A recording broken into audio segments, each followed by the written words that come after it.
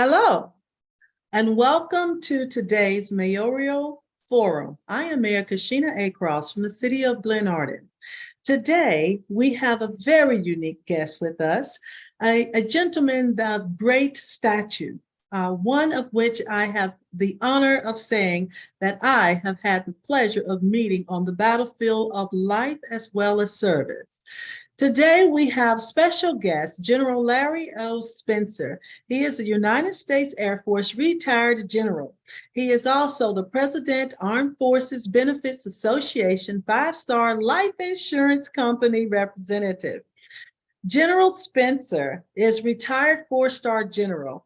He spent over 40 years in the United States Air Force, and his last military assignment was as the Vice Chief of Staff of the United States Air Force. So aim high. I'm so honored to have you on with me today. And in this capacity, he was the second highest ranking military member of the United States Air Force. He presided over the air staff, and he assisted in the Chief of Staffs of the Air Force with organizing and training and equipping over 690,000 active duty Guard, reserves, and civilian forces while serving in CONUS, as we call America, and OCONUS overseas. He began his career in the enlisted ranks and then rose to 4-star general. General Spencer, you have a life's work that we are so excited to hear about today. And I am honored to be in possession of one of your works, and it is your very own memoir called Dark Horse, General Larry O. Spencer and his journey from the horseshoe to the Pentagon. I'm so honored to have you. Welcome aboard, sir. This is Mayor Kashina A. Cross's Mayoral Forum with you. Well, thank you so much for having me. I'm honored to be here, particularly having grown up in Prince George's County. So I, at least for, once I moved out there from DC in my early years. So thank you so much for having me. I really appreciate that introduction. I tell my wife all the time how important I am, but she doesn't believe me. So I wish she was here to hear that. But thank you so much. I'm humbled that you would ask me to share the show with you today. And I'm just so delighted to be here. And by the way, so proud of you. Oh, thank you, sir. It is quite the honor. And I know of my mom and my father as well. I was born on an 80-acre farm. So when you said horseshoe, I said, well, I've had plenty of those. So I didn't quite make it to the Pentagon, but NATO was close enough. Thank you again for being with us. And just right off the bat, this Mayoral Forum is about leadership. It's about the phases of leadership. Many people look at leadership as titles. And you and I know that there's so much more than that. So talk to us about your executive level, but also just the baseline principle of leadership, sir. Yeah, I think leadership is probably one of the most important attributes any professional can have. At the end of the day, whether you're a mayor or a school teacher or in the military, it's all about leadership at the end of the day.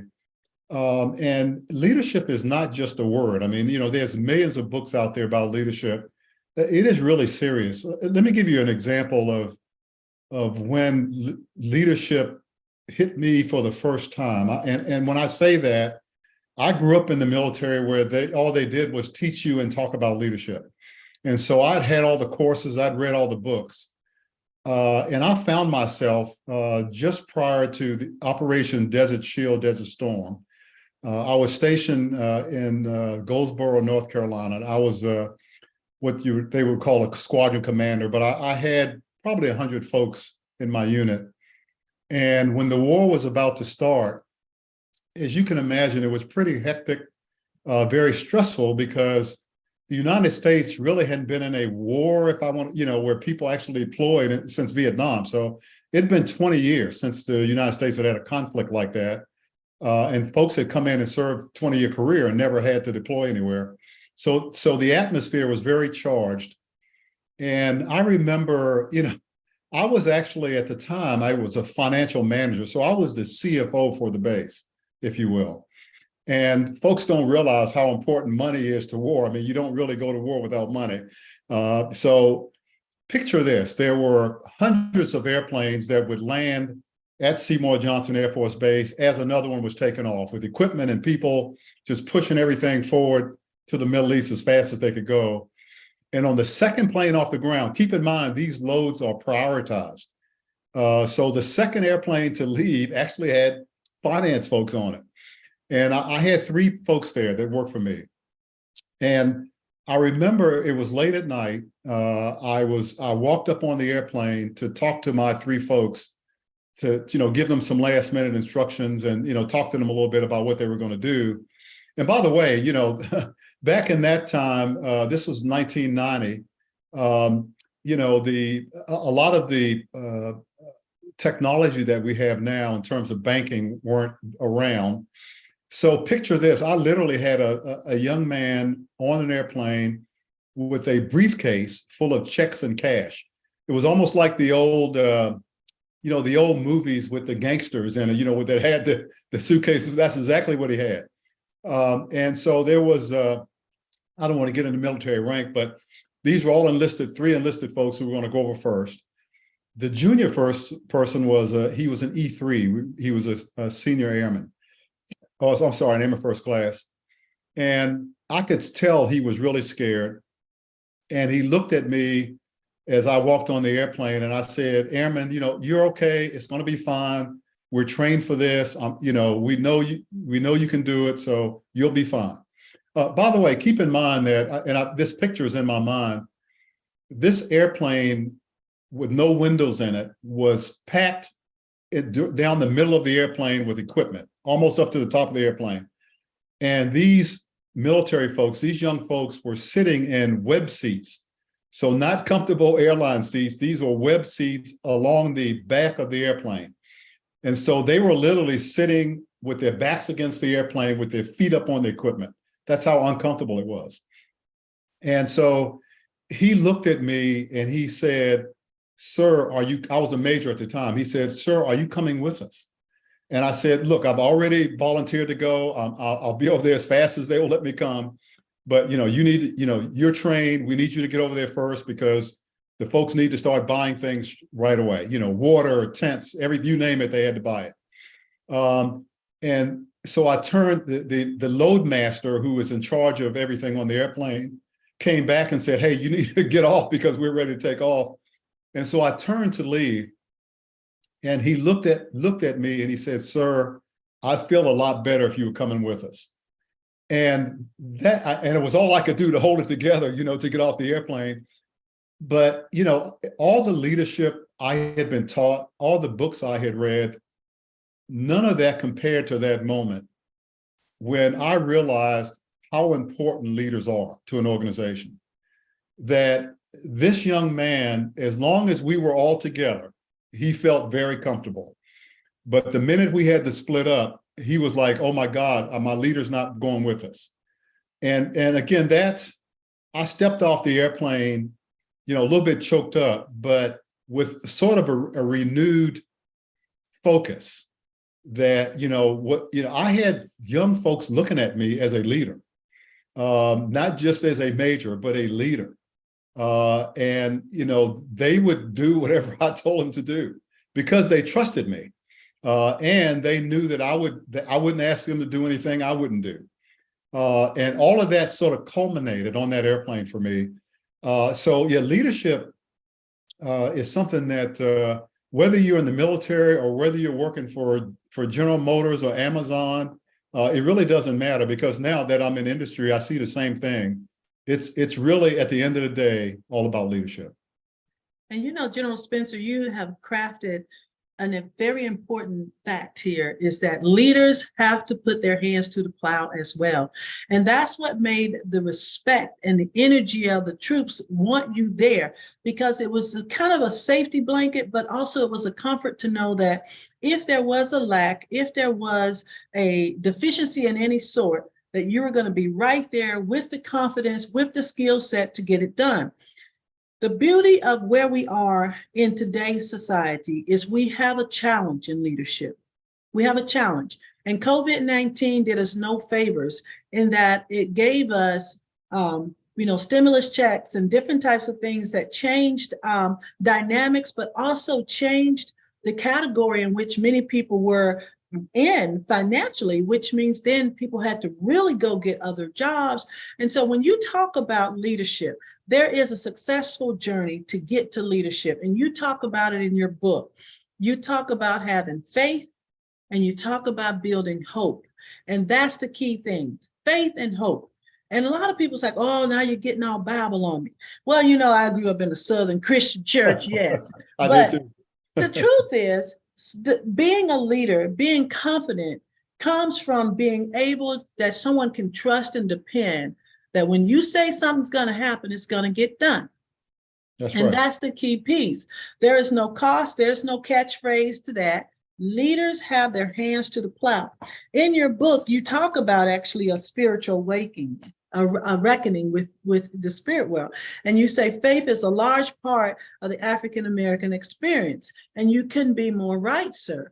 And if you think about the sound beat that we all grew up in, it really was on faith, you know, because if you look at our lifestyle and where we are today, we have more and we have less to show for it. Right. That's right. Well, you know, I think everyone, I shouldn't say that. I'll just speak for myself. There are times in my life, and I think in others, where you can't, you know, you don't have the answer. And, you know, this is only my belief. You know, you're probably aware that the suicide rate in the military and amongst young folks in particular is tragic. The last number I saw was like 22 suicides a day. I mean, that is even hard for me to say. And, you know, I don't want to say that I have the answer to it. And you're right, people don't want to be preached to, but I just got to tell you that, you know, I know that there is, you know, something bigger than I am. And I know when those tough times come, I have someone to lean on. Someone asked me one time, because I'm generally an introvert, but someone asked me one time, you know, because I like to spend a lot of quality time and quiet time, you know, out walking or, you know, just sort of reflecting. And they asked me about that, being alone. And I said, you know, I'm never alone. I've always got something to lean on, and that's my faith. And, you know, there's a saying, at least in the military, that there are no atheists in foxholes. I'm just telling you, you know, you get off an airplane in the middle of nowhere, in the middle of a war, and, you know, the siren goes off that indicates that there may be a chemical attack. And you scramble to get on your mask and your chemical suit, and you run as fast as you can to get in a shelter. And you're sitting in that shelter and bombs are going off around you. And, you know, you got to have something to lean on in moments like that. And by the way, going back to leadership, folks are looking at you as a leader. You know, how is he or she reacting to this? You know, it's easy to be a leader when everything's going well. But when things hit the fan and there's chaos all around, people are looking at that leader to see, how are you going to respond? If you're going to panic, then we're going to panic. But if you're calm and you're working your way through the situation, they will do exactly the same thing.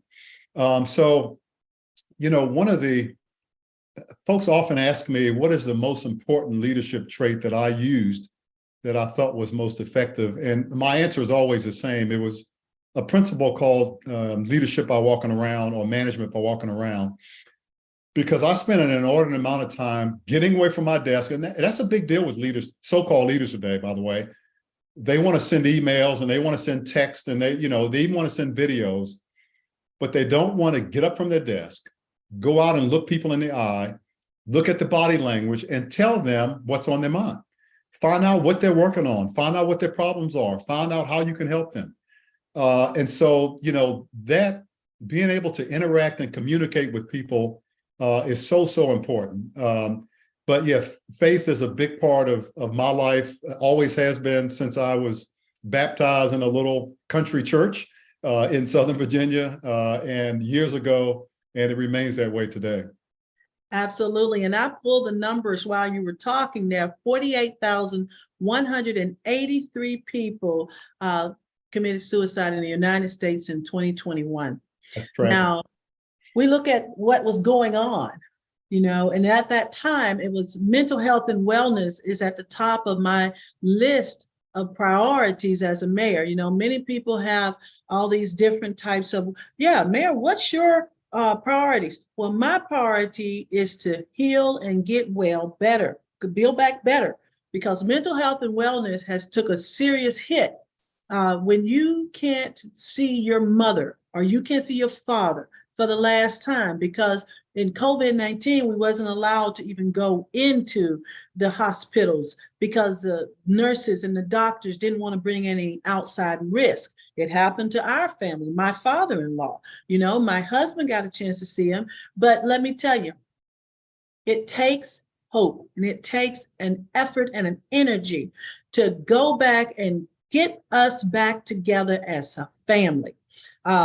In that hospital room, my husband lifted his father from his bed of affliction to see me doing an X symbol, my mother-in-law doing an X symbol on the end, and his 3 grandbabies running in a circle.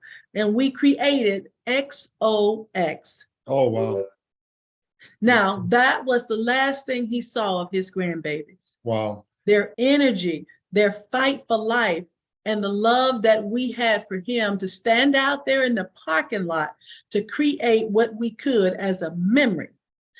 That takes dedication. And I tell you, I'm tearing up now because, he used to call my little one, that's grandpa's baby. He would always, that's grandpa's baby. And she Sure. treated him like gold. Everybody else, when he was around, but honestly, we are still healing from moments like that, missed opportunities. Our children didn't get to graduate from high school the way they were supposed to. Many didn't start college off right. So we have a high rate of folks that are in this transitional youth state.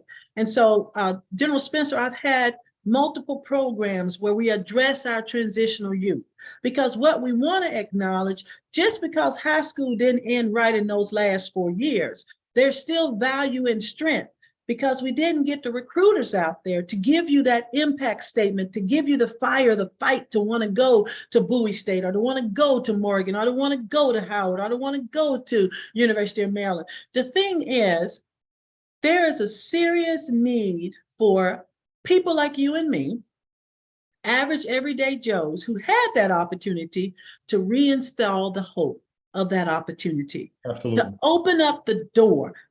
Organizations like the NAACP open up the door of opportunity, because we have a generation, sir, that's raising themselves. That's correct. And in that, the second and third generation to follow may not survive. That's correct. Well, you particularly since you were born and raised in Mississippi, and even though I was born and raised initially in Southeast and then in Prince George's County, but my parents were old school. They grew up in the South, and so this will be familiar to you.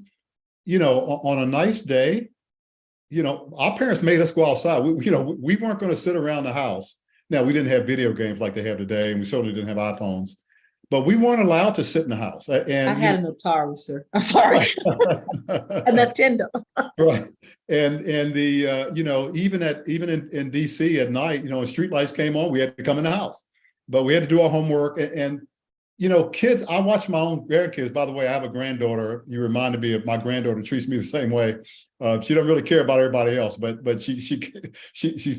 I'm number one on her list. But I do worry so much about that generation of folks through the pandemic who were already in a situation of sort of isolation, not a lot of social interaction. I get frustrated, for example, when I try to go out and bring young folks into my company.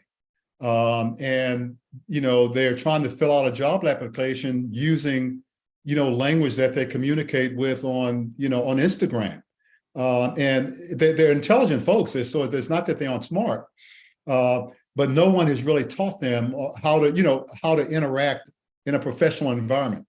And that's a lost Unfortunately, a lot of folks got lost in that transition. So you're right. You and I and everyone else have a lot of work to do to help our young folks, particularly those that have gone through that the pandemic and were, maybe approaching high school graduation, trying to figure out what they were going to do.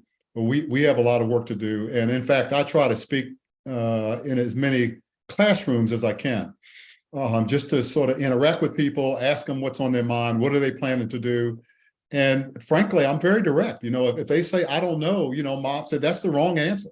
I don't know. You may not know exactly what you're going to do, but you got to put one foot in front of the other. So you got to figure out I'm not worried about the last step. I'm worried about the next one. And you got to really think about that. So don't worry if you don't know if you want to be a teacher or you want to be a plumber or you want to be a mayor. You may not know that right away. But what you should know is I got to put one foot in front of the other and start preparing myself.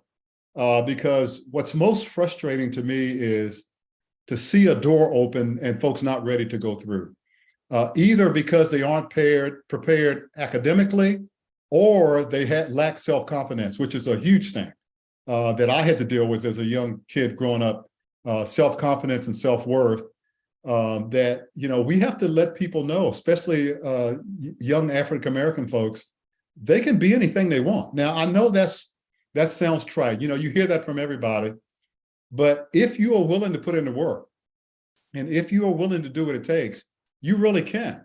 Now, is the playing field level? No, I'm not naive. I understand. And I've probably been through more than folks listening to this will ever go through. So I get it. But, I remember when President Obama was elected the first time, and I have 3 kids. They all 3 called me the night that he won. And they were ecstatic as I was, first Black president. And one of them said to me, wow, it's great to finally have a Black president. Think about the things that he can do for African Americans. And my response to him was, you took the wrong message from this election. What President Obama showed you that you can do anything you want to do.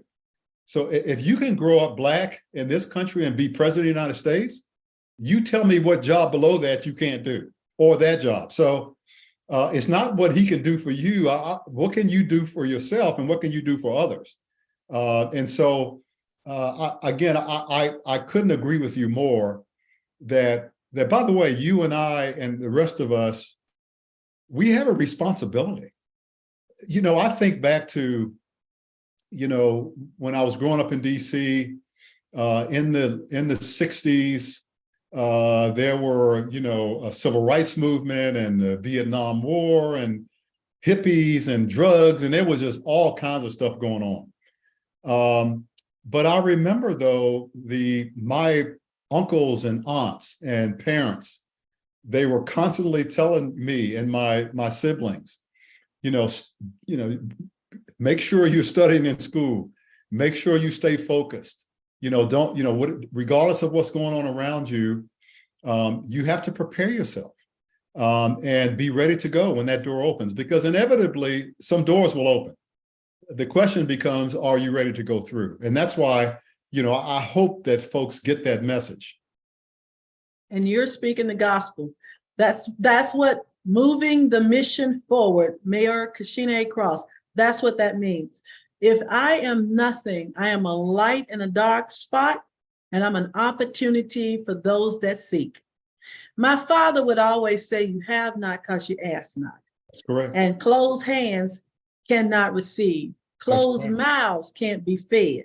Correct. And the beauty of it all is we have children. There is a term, it's called aging out in the foster care system. But consider it different than the foster care system. We got youth, our transitional youth are essentially aging out.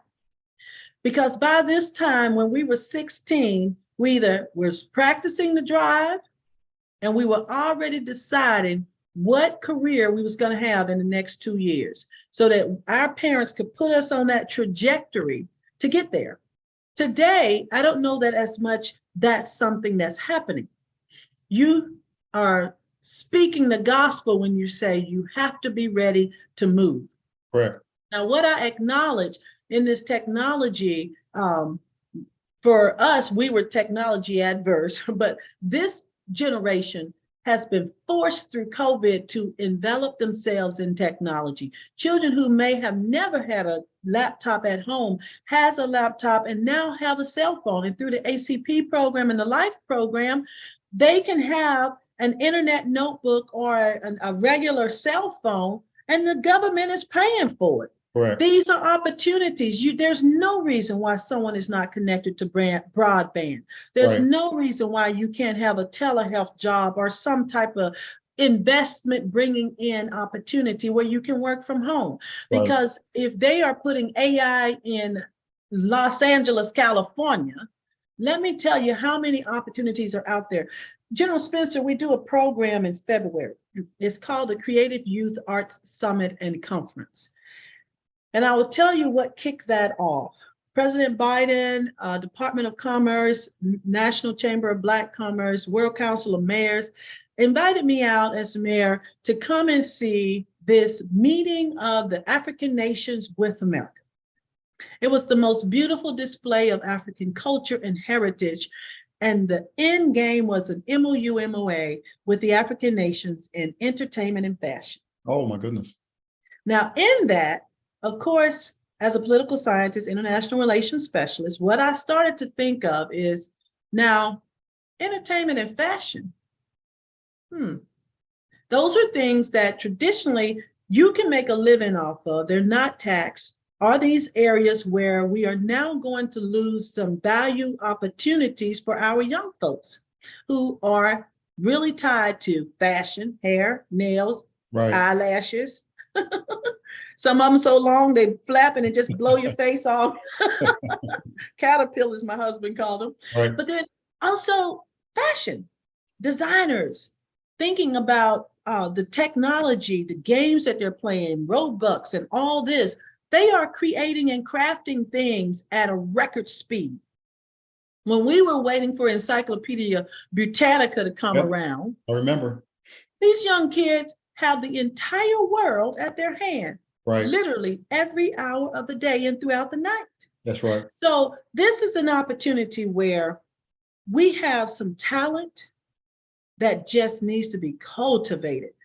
It's so much in them that it's hard for them to decipher what in me do I really want to develop. See, within us, it was Encyclopedia Britannica. What really stroked your fancy? You knew exactly what you wanted to be. I thought I was going to be a civil engineer until I met calculus, but I do like coding. I recognized I had a gift for gab, so I figured, hey, maybe I'll be an attorney. Sure. Not there yet, paralegal, but guess what? Political science worked out because I became an officer in the United States Air Force. Right. And then I got into intelligence, and guess what? International relations worked out because I have now 30 countries traveled. I mean, my lifespan, my life cycle is leading me in a direction that I already wanted to go. This is what we got to teach them, General Spencer. We have to teach them that your life is just a sum total of sound bites that you're going to put together that's going to become your movie at the end. Just Right. like this memoir I'm reading from you. That's correct. We have to teach them how to see the needle in the haystack, how to pick up the breadcrumbs of their life. This isn't some Greek tragedy. Things happen to you to take you from the left and move you to the right. That's why your faith is important. That's right. That's right. In fact, faith without works is dead. So you can't you can't pray for a job and then go sit in the house. You have to get up and start moving and put faith into action. But yeah, you mentioned something that's been very important to me. And folks ask me often, what was the most important life lesson I learned? And you will identify with this. So even though I initially grew up in DC, Southeast, we moved to Prince George's County. It was in Sea Pleasant. Actually went to, it was Thomas G. Pullen at the time on Bright Seed Road, junior high school. It's changed since then. And then I graduated from Central, down off Central Avenue. But I grew up under such a strong work ethic with my father and my grandfather and my uncles and aunts. So you name a job as a kid, I had it. Everything from on the back of a garbage truck to working as a janitor, to I was a newspaper boy. I shoveled snow for neighbors. I washed cars. I cut grass. You name it, because we didn't have any money. So if I was going to have any money, I had to go earn it. But something unique about my youth was I got to go spend the summers with my grandfather. He had a farm, 60 some acres down in Southwest Virginia, not too far from Appomattox, Virginia, and he had tobacco fields. And so I would go down in the summers and work on his tobacco fields. And they were raising my cousin, who was my same age, so we would kind of hang out for the summer and work. Remind me, I've got a question for you about the farm when I get done here. But to make a long story short, I was down one summer. My cousin wasn't there. He was visiting his mother in Philadelphia. He would come down in about another week. And so it was just me and my grandfather. And he was a, really sort of kind of gruff guy, but very smart. And he decided he would try to mentor me in his own way. So, for example, a couple of pearls of wisdom he thought I should have. One was, he said, even a blind rooster finds a kernel of corn every once in a while. Now, I have no idea what that means, but he thought that was important for me to know. He also thought it was important for me to understand the difference between a mule and a donkey. Why? To this day, I don't know, but these were the pearls of wisdom he was giving me. So one morning I got up. Our routine was to get on the back of his tractor, go out to one of the many tobacco fields, and you know from being from Mississippi what you do in tobacco fields. But this particular day, we didn't go to tractor. He got this horse, and he hooked it up to a platform, and he put a plow on this platform, and he pulled this plow out to a field. And when we got there, he hooked the plow up to the horse and started plowing these fields for my grandmother's garden. And I was transfixed on this. I'm from DC, and then Maryland, I didn't know anything about plowing. And so I was just watching him, the way he was in rhythm with the horse, and the rows were perfectly straight. And so he stopped in the middle to go take a potty break in the woods. And so I thought to myself, I was maybe 11, 12 years old. I thought to myself, okay, he thinks I'm a lazy city kid. So I'm going to get out there and start plowing he'll be impressed. So I went out there. I'd watched him. I picked the plow up. Plow was about as big as I was. And I got the reins behind me, and I knew the command to make the horse go forward. And so I gave the command, and the horse started walking. The problem is, this horse started cutting directly across my grandfather's perfectly plowed rows. So I'm messing up his work. And I didn't know what to do, because I didn't know how to operate a plow. I didn't know how to steer the horse. So the horse was leading me.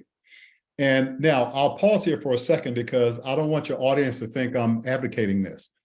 But back then in the 60s, you could whip your kids. And by the way, on a farm, you could absolutely whip your kids, because number one, nobody would know. But number two, if they did know, they would encourage it. So that's what I'm thinking. He had never done that before. And by the way, I don't know how it was for you in Mississippi, but the disciplinary tool of choice then was called a switch, which was essentially a tree branch. And so he had never whipped me before, but I'm thinking I'm going to get it. And so I'm going across his rows. He comes charging out of the woods. He yells at me, "Larry, what are you doing?" And if you can picture this, I turn sideways to try to see him. So I'm kind of walking, stumbling over myself, and I reach my hands out to balance. And just instinctively, I yell out, "Whoa," trying to balance myself. Of course, then the horse stops, because whoa was the command to make the horse stop. I didn't know that at the time. And so now I'm standing there looking at all these switches around, and he charges up to me and he said, "Larry, are you okay?" And so I felt a little bit better, because I didn't think he cared if I was okay or not. But then he said something that was not very articulate, but it was profound and impactful for my life, and remains today. What he said to me was, "It's okay to try and fail, but it's not okay not to try." And what he was saying was, you failed in this endeavor, but you tried. And what that did for me in the rest of my life was incredible.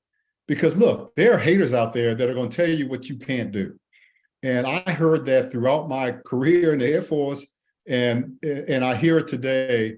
And every time that happens, I hear my grandfather saying, it's okay to try and fail, but it's not okay to try. In other words, life is going to throw you curveballs. Life is going to throw you hurdles. Life is going to knock you down. That's okay. The tragedy is not in falling down. The tragedy is not in not getting up and keep going. And I'll use a football analogy. I tell folks all the time, you can't score a touchdown sitting on the bench. And so life is a game. You have to get out there and get in it. And don't worry about failing, just get in it. And by the way, there are going to be people on the bench telling you what you can't do. You have to shut that noise out, but never give up. Always put your foot out there and go. Don't worry about failing. Failure is the way we learn. Hopefully you don't make the same mistakes over and over. But they used to tell me in the Air Force that if you haven't failed, then you're not doing anything. You're not accomplishing much. Big risks sometimes, big rewards. I mean, you want to accomplish something big, you're going to have to get out there. You're going to have to get in the deep end of the pool at some point. So yeah, I couldn't agree with you more. And one of the reasons the main reason I wrote the book, by the way, was to encourage other people to see, because folks used to always ask me, well, how did you become a 4-star general? And implied in that question is you must have had some privilege where your parents were generals. You must have went to the Air Force Academy. You must have been a fighter pilot, and none of that is true. And I want to show them that in a lot of cases, I started off just like you did. And I'm not bragging on myself. I'm trying to show you that it may not be easy, but you can accomplish anything you want to, as long as you're willing to get out there and don't worry about failure. Just keep moving forward. Absolutely. And General Spencer, I'm thinking of your donkey and your mule analogy. And I may be able to solve your, I'm going to say cute 20 years, but maybe longer than what. But this saga, the mule is a reproduction. It is made. Right. It's a hybrid animal. Right. And you cross a donkey with a horse to make it. Correct. That's correct. But a mule is infertile. Correct. It cannot reproduce because it itself is made. Correct. That's right. Now, think about our life struggles. We are made. We just talked about how you take a little bit of this, a little bit of that, and you put it together and you make something of yourself. Right. That's what we're talking about. A mule is made. Now, a donkey is a thoroughbred, but a donkey carrying heavy weight and pressure is very unruly, right, undisciplined. That's right. And even a tad bit indignant. Right. But a mule, which is made off of the same donkey and a horse, carries great weight, great distances. It just won't quit. Right. And so mules are regarded better physically because of its horse mate and its demanding work. A horse is made for the work. So when you say your grandfather had the horse to the plow and the lines were perfectly straight, a horse can be trained to be disciplined, and right, it has stamina to continue. So just like many people talk about Dalmatians and how they are kind of crossbreed as well, but the difference between them involves their ability to never, ever quit. Without having the ability to reproduce, without having the abilities of the donkey inherently, a mule can jump, but a donkey cannot. I didn't know that. So a mule can jump, again, because it's got a little bit of horse in it. Right. And from standing, a mule can jump in the air. Right. I didn't know that. That's great. The beauty of that story and what he told you is no matter the weight you got to carry, because one of the things that a lot of us look at is equality in weight. I want this and you got to have this, 50 for you, 50 for me. Sometimes you are asked, folks, to carry more than your share. And in carrying more than your share, General Spencer, you segregate yourself from the masses. And a lot of the times when I was an officer, my troops would be very disgruntled about having to carry more than their share. But at the end of the year, everybody wanted the annual award. Right. Who gets the annual award, sir? The person who segregated themselves amongst the masses without complaint, without negative energy, but always push harder to help the organization get to the next level. Correct. And everybody that thought they were doing what they were supposed to be doing, their little segment of life, was concerned about how they didn't get the promotion, but this person did. Right. Sometimes, and this is what my mother always told me, it always works out in the wash. Today you give more, tomorrow your share will be more. That's correct. But when you have the ability, give it. Expend all the energy you have, because the gains in the future are great. But if you restrain yourself, not only are you not developing yourself, not only are you not moving the mission forward for the greater sum total of the whole, but you're not being the worthy person that you are. And that's something that I don't think we train our kids enough to know, that greatness is already in you. Right. That's right. We are trying to pull it out of you. Right. That's right. But you got to be like the mule and handle the pressure. That's right. I worry sometimes that, in some of our neighborhoods, there may be a cure for cancer. But unless, like you said, unless we can pull that out of you, give you the tools that you need to develop your own skills, it'll never come to fruition. No. And I don't, it's frustrating to think about the potential that's out there that will never be realized. And that's a real shame. And that's the real threat, I think, to society. Black America, white America, Latina America, America, period, even other international nations. The threat to all of us is that untapped talent. I'm looking at your book here, and you talked about, instead of getting me quickly back into the success, you showed up on the varsity offense. It spurred you to talk even more. You were determined to they were determined to shut you up, not have the varsity team embarrassed. But the coach ran the same play again, and I delivered the same results. That's correct. Yeah, that was it. That was an interesting life lesson, frankly, because, and again, this was Central High School, which is not far from where you are, and that's exactly what happened. This was my first year there, and so my friends and I kind of got together and said, okay, let's play on the JV. We can stay, we'll play varsity next year, but we can have fun and we can enjoy ourselves and stay together. And as the season was about to start, the coach said, okay, let's have the varsity offense go against the JV defense, because this was sort of a tune-up for them for their first game. And so they had this attitude that they were just going to run all over us, and very uncharacteristic for me at the time. I was a defensive end, and I lined up, and before the play started, I said, I don't know why, what possessed me to say this, but I said, I don't know what play you all are running, but you better run it to the other side, because it's not going to work over here. And so I wasn't a big trash talker, but I just started for some reason. And the coach, who was a sort of a Vince Lombardi, tough, gruff kind of guy who didn't like people talking, he blew the whistle and brought the offense back in the huddle.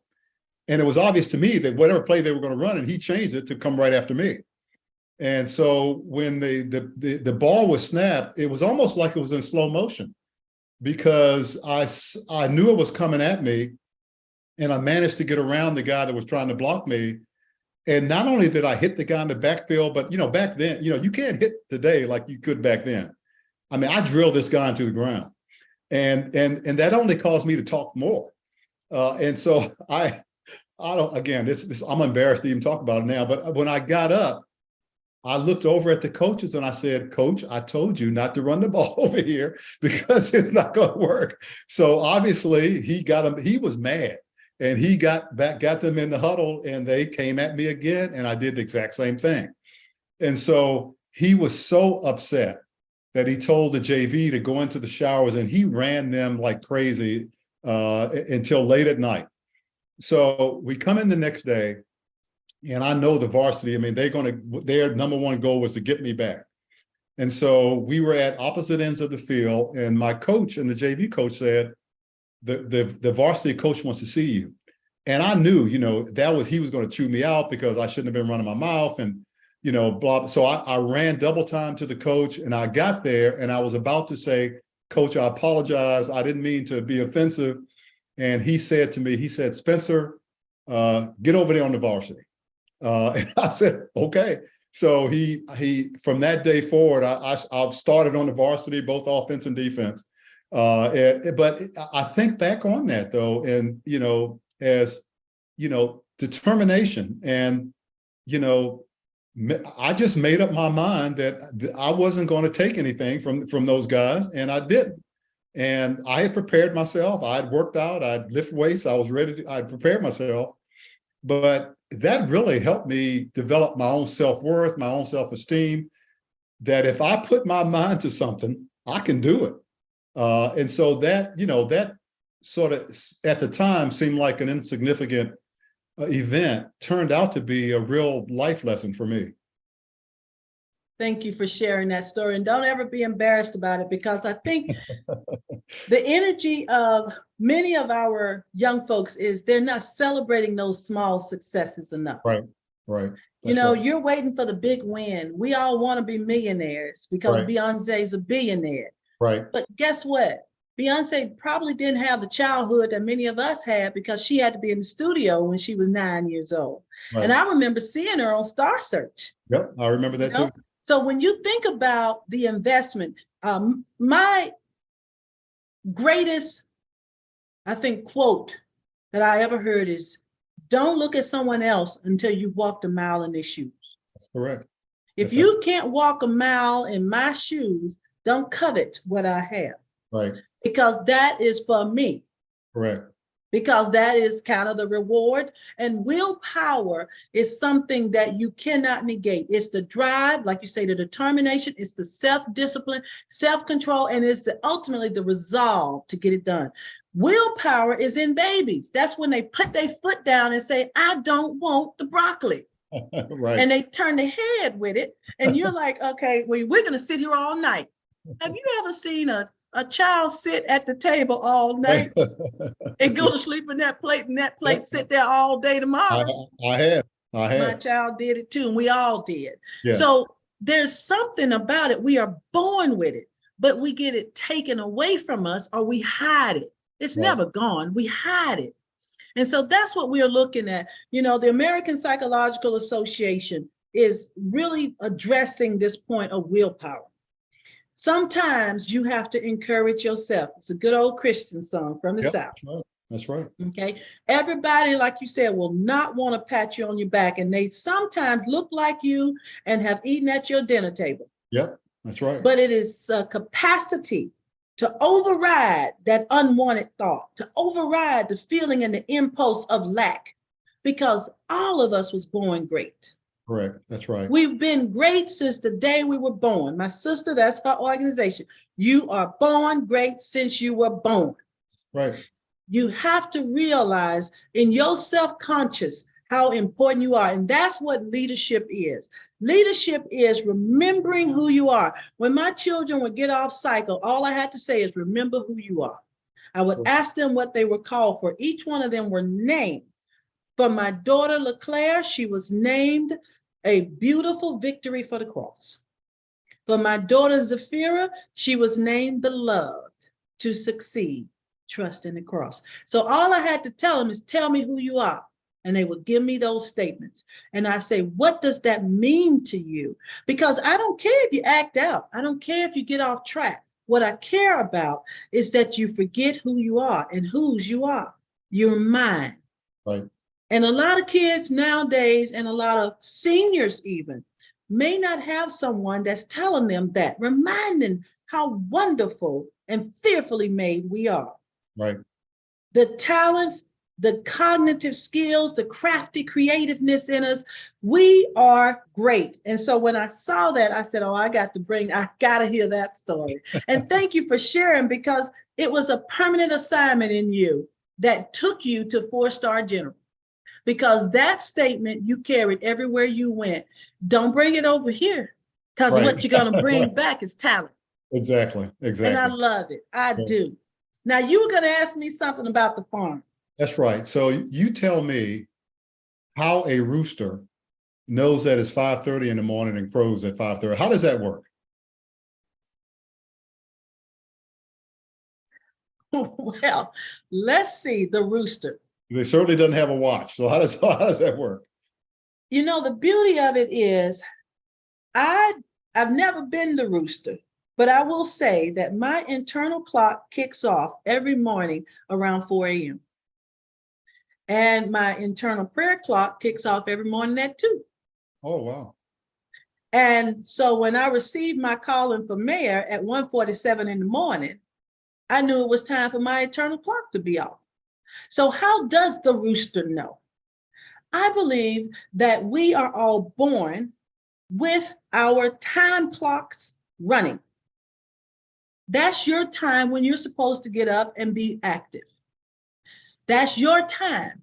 So the rooster is waking you up, because the beauty of being on the farm and the investment is maybe artificial intelligence already reborn in a mechanical rooster. But the truth is, your clock, your time has already been mapped out from the day you took your first breath.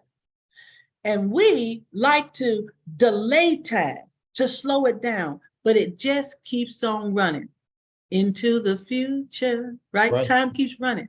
Right. And I would say that in that, the rooster crows because it recognizes that today is a new day. It's time to get busy. It's time to get moving. And whether you want up or not, it's the same kind of connotation I think we all should have, is we have an internal clock. And that clock has already been mapped from the day you were born and what you were supposed to achieve. Yeah, no, I agree with you. And you know, I think what a lot of folks sometimes don't realize or a question they don't ask themselves is, what am I going to do with the time that I have? And, you know, how much time are we spending on living while we're alive? You know, there was a chairman of Joint Chiefs, he was retiring, and I was at a ceremony. And folks were saying, well, are you going to retire? Are you going to go home and relax? And he says, no, I'm going to work, which is probably why I'm still working.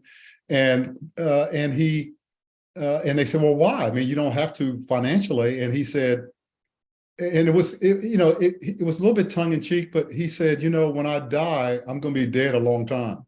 So I might as well get as much as I can get done while I'm upright. And, you know, there's a lot of truth to that.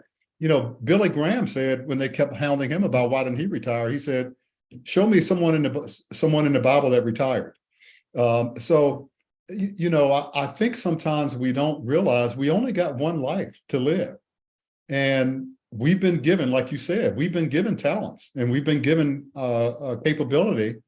What are we going to do with it? And I think we all need to challenge ourselves to figure out, first of all, what our talents are, and then to go use them and find out what you're passionate about. You know, I know a lot of, you know, my grandson, he just graduated from college and he's struggling with, you know, what do I really want to be? What do I want to do? And what I said to him, look, find out what you're passionate about. You know, that old saying is that if you get a job you love, you'll never work a day in your life. You know, find it, you know, and don't worry less about the amount of money you're going to make, and more about what impact you can have on the world and in your community. And so I hope folks, especially young folks, are really thinking about, and that's hard when you're young. I get it. You know, you're invincible. You know, you're 18, 19, 20 years old. You know, they figure they're going to be here forever. Trust me, you're not going to be here forever. And time goes, as you know, with kids, time goes by very, very fast. And so I try to encourage folks, find your passion, find your calling, and give it everything you got while you're on the field, leave it all on the field. And, you know, I took the chance to look up the rooster, because I'm a researcher, I'm an analyst. That's what Right. we do. So Now, is it about the sunrise? it Is it has time? nothing to do with the sun, Okay. in as much as it has to do with mating. Oh, really? Yes. I So didn't it know that. says here that research suggests that roosters experience a surge of testosterone in the morning. Oh, that's interesting. So the crowing is them with the sunrise saying it's time to get energized. And Well, there you those have are it. And those then are also, for the most part, it's kind of like the early bird gets the worm, right? So it's also to look out and to warn against predators. And okay. so on a farm, they are like an alarm clock for the flock, so Okay, that they interesting. wake the sheep or they wake up the cows Right. to be alert to predators. So in that regard, kind of like a hawk or an eagle, they are the warning signs to seek protection because they have their eyes on it and their heads on the swivel. Oh, interesting. I never Isn't knew that that. something? Well, thank you. I've been waiting years to find that out. So keep a rooster around. And then now the other thing is their biological clock. So a Right. rooster crows all at certain times of the day, but really reliably crows at dawn. Is pretty much is on their biological clock. So Right. similar to where I was going with my explanation, but I will equate that biological clock to, again, you were designed for something. And the universe, God Almighty, the universe gave you a gift. And many of us are sitting on those gifts. Right. And you get this all the time in discipleship training. And they're like, well, what's your gifts? Well, there are spiritual gifts and then there's talents. They're Right. not the same, but they can be the same, but they're not the same. So, Right. we look at these different areas, but ultimately we are all sitting on a gift that is needed in this world and a time frame to do it. And because no one knows the day or the hour. Right. And I've heard more people now waking up to different types of illnesses at a younger age. So That's we're right. not living to the 70+1. Most of us are not going to see that. We're seeing the age group come back 10 years to the 60s. Right. Okay. My mother was 61. My father was 71. It's that kind of grouping as well. Male, female have different. So I equate that we have, and this is what I tell my young folks and anyone that talks to me. You have an amount of time, and it's what you said, General Spencer. What are you going to do with the time that you have? At almost 50, I have a lot of years behind me.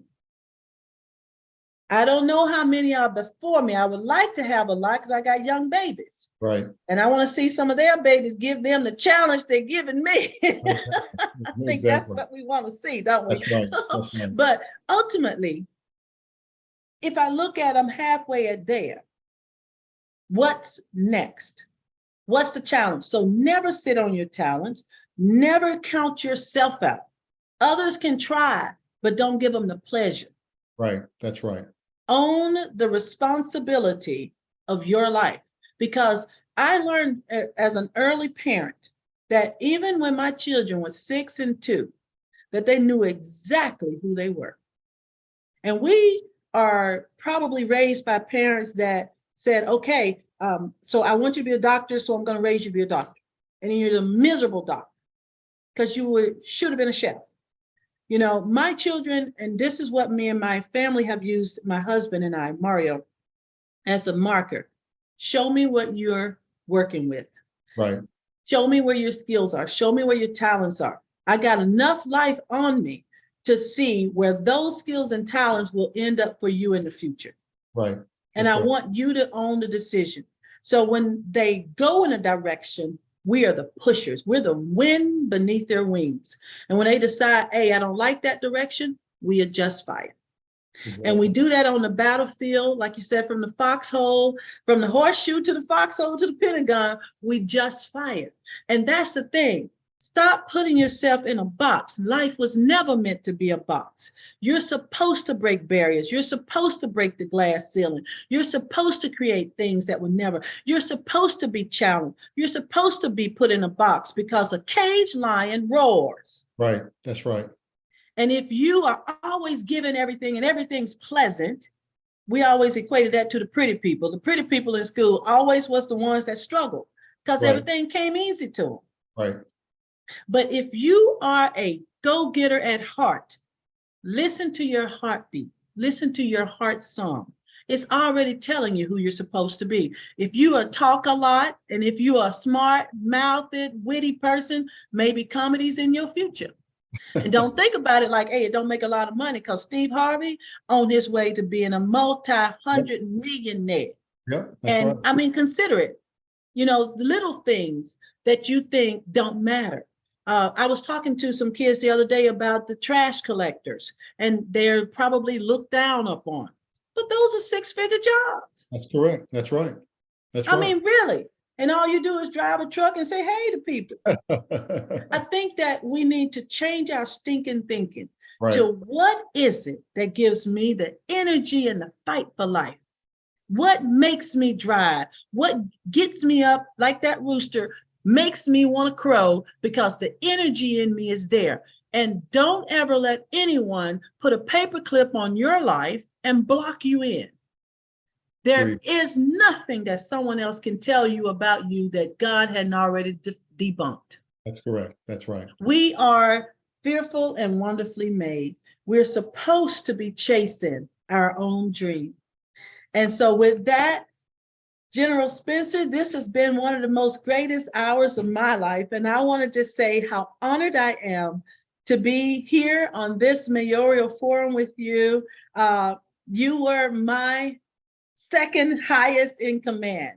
When I came out, honestly, thank you so much for what you've done for America, what you continue to do for our veterans, and for all the young people that you mentor across America. Continue to fight the good fight of strength and faith as we are saving our second and third generation, and we continue to move the mission forward. Well, thank you so much. And again, as I said at the beginning, I'm so proud of you, and not only for your personal accomplishments, but what you're doing for the city of Glenarden. And frankly, I'm hoping a few years from now, we're looking at, a governor or even president. So, I can tell you got a lot more in you. So thank you for what you're doing. And it's been my pleasure and my honor to be with you. General Spencer, thank you. Ladies and gentlemen, this has been a wonderful mayoral forum. Please share. And thank you again, General Spencer, for all that you've done. Dark Horse, General Larry O. Spencer, and his journey from the horseshoe to the Pentagon. Pick it up on Amazon. Hopefully you can see it. One of the greatest books, talks about the strife that you will go through, but the journey is going to be worth it if you don't quit. So thank you so much. I'm Mayor Kashina A. Cross. Have a wonderful, wonderful start of success.